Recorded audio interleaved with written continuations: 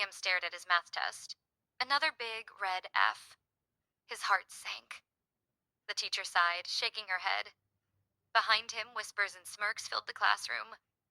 Not again, someone muttered. Liam gripped the paper, crumpling the edges. He wanted to give up. Maybe math just wasn't for him. That evening, Liam sat on the floor, watching his little sister. She was learning to walk.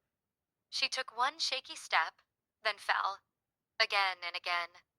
But every time she giggled, pushed herself up, and tried again. No fear, no frustration, just trying. Liam sighed. Why doesn't she just stop? He wondered. But she didn't. She wobbled, she stumbled, but then, finally, she took a step. Then another, and another. Something clicked in Liam's mind. She wasn't failing. She was learning. The next morning, Liam picked up his math book. His hands shook a little. He didn't expect to be great overnight. But maybe, just maybe, he could try. He studied before school. He asked his teacher questions. He practiced, even when he got things wrong.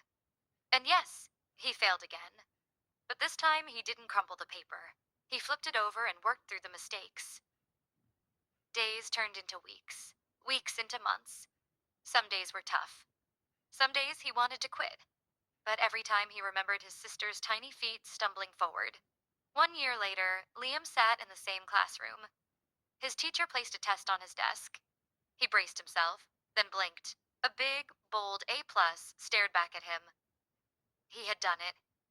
His classmates clapped. His teacher smiled. And Liam? He held the test with steady hands, knowing one thing for sure. Failure isn't the end. It's just the first step, like learning to walk.